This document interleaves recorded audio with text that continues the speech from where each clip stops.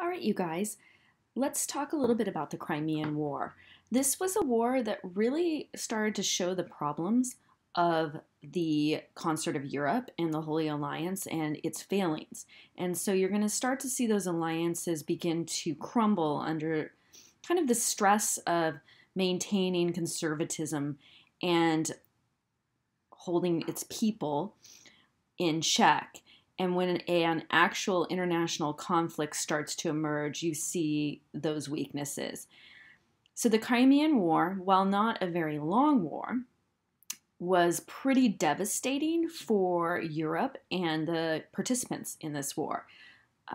Lots of men died, and there was a lot of media coverage of this war. So a lot of the failings of the leadership of this war came to light, and it frustrated a lot of people. So let's look at the Crimean War that lasted from 1853 to 1856. So again, this comes on the heels of the 1848 revolutions, and we're moving forward, and we're going to start to see some of these alliances weaken that had been made before.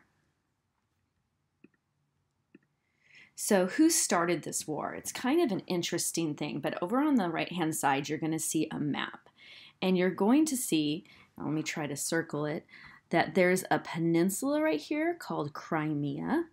And this is where the war is mainly going to be fought, but there are other aspects of this war too. And Russia started this war. So again, one of the places that when the balance of powers in the Congress of Vienna was creating their setup, they really wanted to make sure Russia didn't become too strong, nor did France. And so they created this middle area that was loosely aligned, and then you've got the Austrian Empire in there. So Russia says that they need to protect Christians in the Ottoman Empire, and as a result, they're going to need to take some territory. And so the Russians kind of swoop down here into Moldavia and Wallachia, and by swooping down into this area, while they are maintaining that they're protecting Christians, what you really see is they're trying to make it so that they have a warm water port so that they can access and have access to the Mediterranean Sea through the Black Sea without having to deal with the Ottoman Empire. This little area right here called the Dardanelles. It's a narrow opening between the Mediterranean, or the really Aegean Sea, and the Black Sea, was making it challenging for Russia to get through. I mean, they had to have really good relations with the Ottoman Empire in order to get through. So in that frustration, the real reason they went is to get more land and territory and to get that warm water port. So in the summer of 1853, they occupy Moldova and Wallachia. The Ottoman Empire is going to respond by declaring war. And Russia makes the mistake by claiming it's a Christian holy war, essentially, that they're going to get the support of other Christian nations. And so, again, being that they're part of this Holy Alliance, they really think that this is going to work for them. And they are surprised when it doesn't. So who joins the war? So worried about a weak Ottoman Empire actually strengthening the Russians and messing up the balance of power, you're going to have Great Britain and France join in this war. Now, the fact that the Ottoman Empire is culturally different doesn't bother Great Britain and France too much. They actually liked having that relationship. They liked telling them what to do, meaning the Ottoman Empire. So they don't want Russia in charge and Russia kind of dictating to the Ottoman Empire. So Britain and France are actually going to join on the side that economically and for trade reasons is going to protect their interests, and not going to join in essentially a religious war or a faux religious war, which is obvious. I mean, we're beyond the point of religious wars. I don't know quite what Russia was thinking, but Great Britain's going to join. They're going to protect their monetary interests in the region. They're going, you remember, trade is now really important, so that's more important than even alliances. And then Napoleon III, one of the other reasons France is going to join is some of the reading that you've done. You'll notice that Napoleon III is struggling at home in France, and he's looking for some distractions.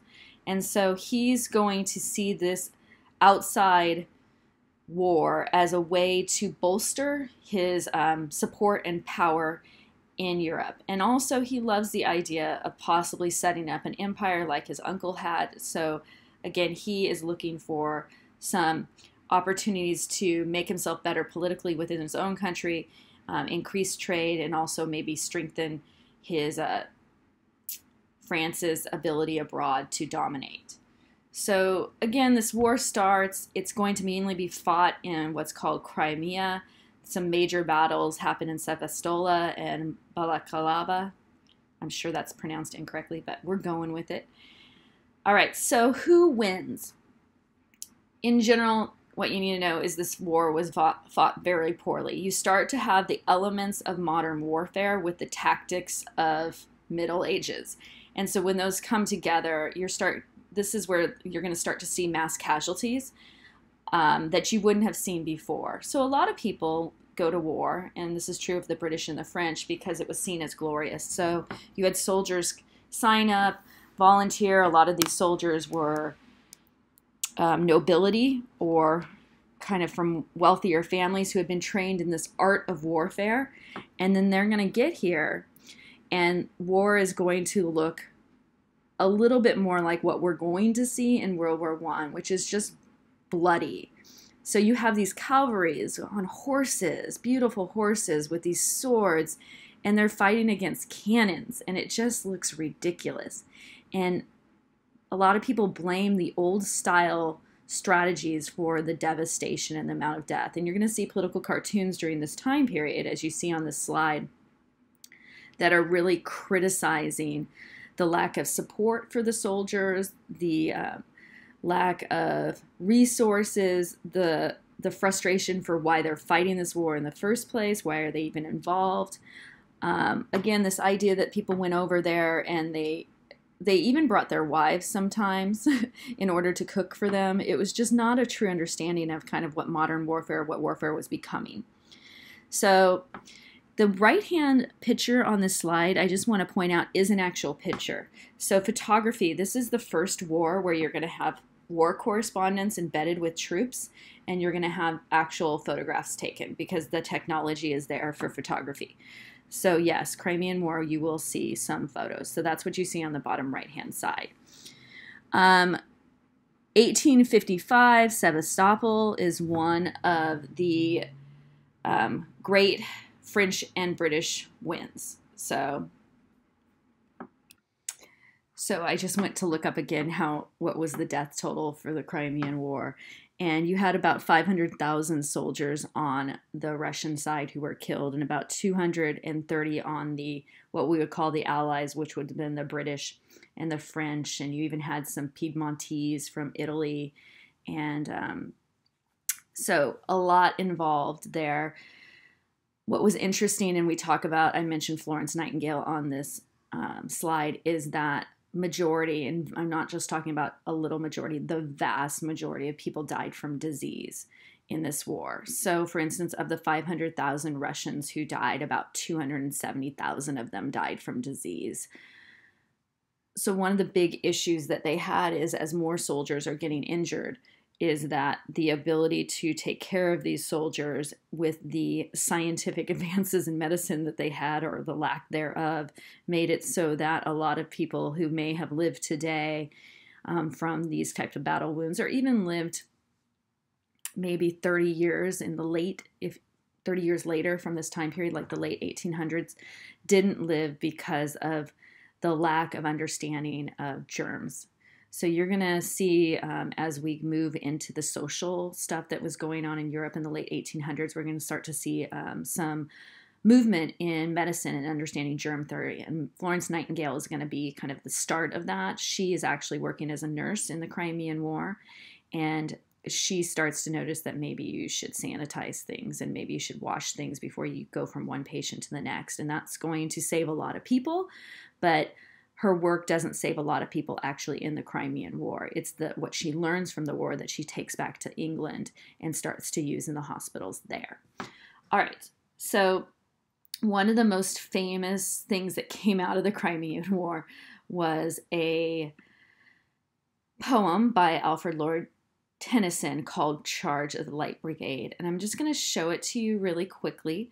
But the point that you want to hear from this is about the poorly done war, the way that it was waged, and how bad the leadership was. So I'm going to play this for you for just a second.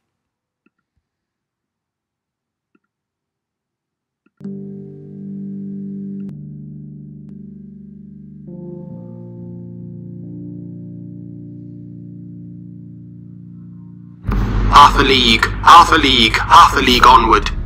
All in the valley of death rode the 600. Forward the light brigade, charge for the guns, he said. Into the valley of death rode the 600.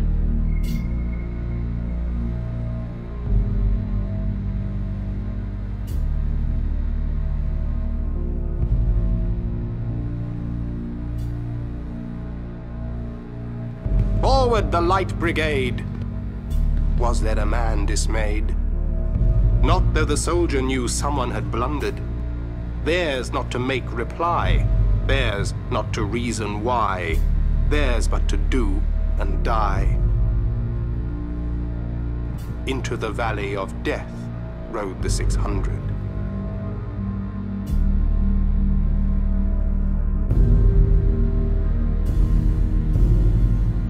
Cannon to the right of them, cannon to the left of them, cannon in front of them volleyed and thundered.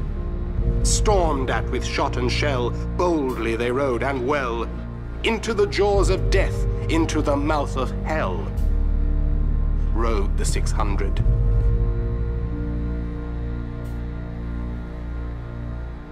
Flashed all their sabres bare, flashed as they turned in air, sabring the gunners there, charging an army while all the world wondered. Plunged in the battery smoke, right through the line they broke.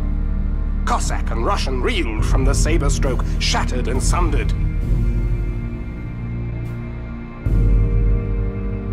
Then they rode back, but not the 600.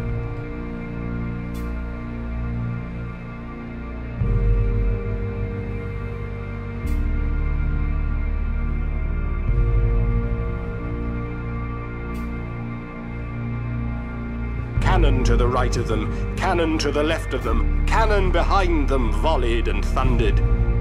Stormed at with shot and shell, while horse and hero fell, they that had fought so well came through the jaws of death. Back from the mouth of hell, all that was left of them, left of the 600.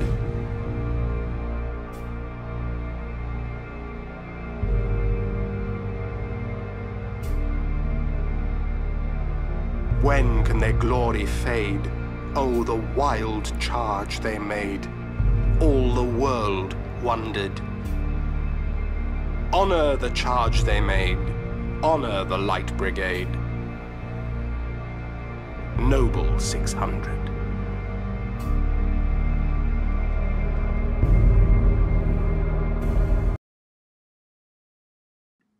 Looking back at the Charge of the Light Brigade, the Charge of the Light Brigade, just so you know, was a little bit earlier of a battle between Russia and the Allies.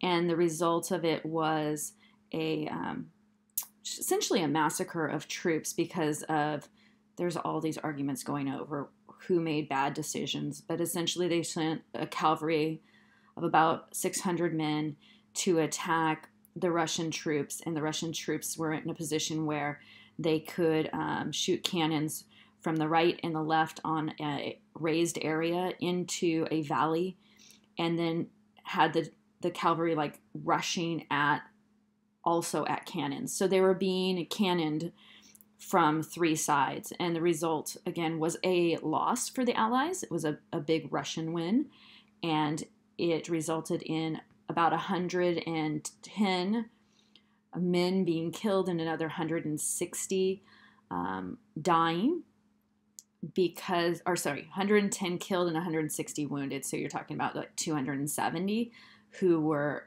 casualties, and no land was gained, and the Russians I mean, their total death was, as far as we know, 0.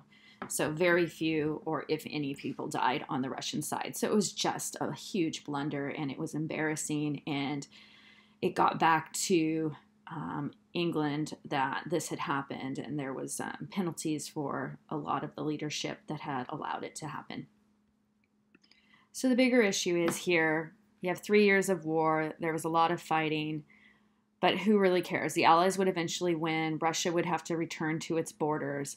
So what is the result of this? Why do we even study it? There's lots of little wars that happen in Europe that we kind of gloss over and don't even look at in AP European history because they're minimal. But this one was significant for the results that occurred from it and the switching of power, and you can see the weakening of the balance of power, and that's what's really important.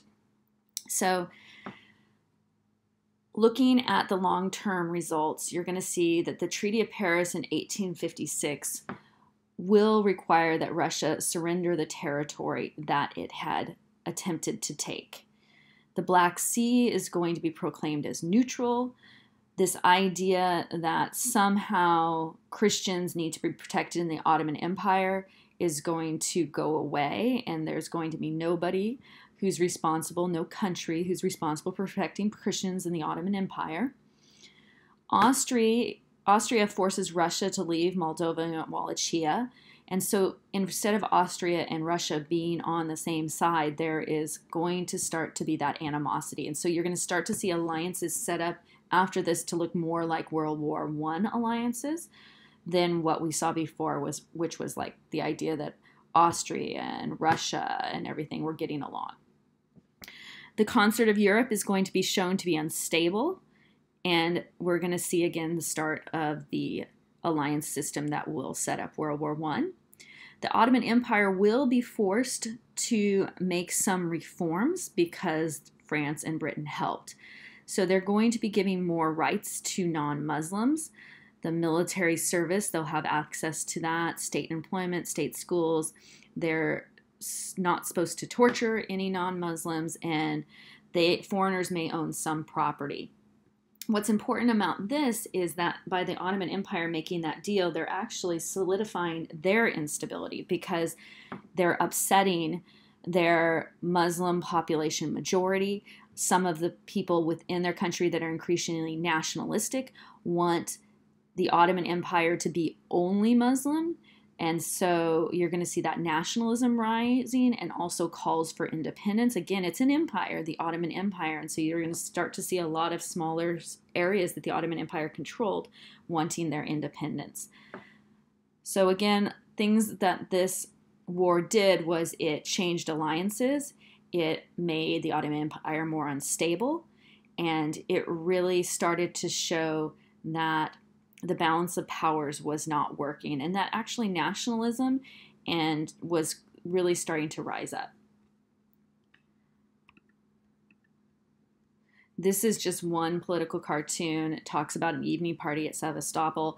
That's that idea again that there was some kind of nobility to this war, and so a lot of wealthy, educated men who had been hoping to get their glory and come back like a war hero, went to this war, even brought their wives, they had balls and everything. But war had changed, and I don't think that they had quite understood how much war had changed, and that it wasn't something you went and observed on the weekend for a party, which, just so you know, is something Abraham Lincoln did during the Civil War, but that war was increasingly dangerous, and it was not something that was going to bring glory, and you were just going to get a little sword injury and still be able to survive. War had changed, and that is where we get to World War I, which is going to be increasingly devastating. Here's a couple more cartoons. You have the despot over on the left-hand side. It says despotism, and then it shows a sled that's slippery, and the king is on it, and this is supposed to be the Russian king, and essentially is saying he's playing a very dangerous game by getting involved. And then you have the cartoon on the right kind of going against what they're seeing in Russia, and this is England, and England is in the right by going into this war because she is a noble country. the lion representing strength and nobility, and you get this almost the Roman headdress of the lady, suggesting that this is somehow a just and great war. So you've got a lot going on here. There's a lot of things. This is his scepter that he would normally hold over here, the king, and he looks like he's pouting. The king, the czar. Czar looks like he's pouting, but he's playing that very dangerous game. So those are just some of the political cartoons. What you guys are going to do when you finish this lecture is you're going to have a couple of assignments, one of which is to read a war report, because again, this is a first war really covered by war reporters. And then you're also going to analyze a political cartoon. So again, Crimean War, 1853 to 1856. Very important for seeing the changing nature of war, and also for seeing how those alliances are falling apart. Have a good day.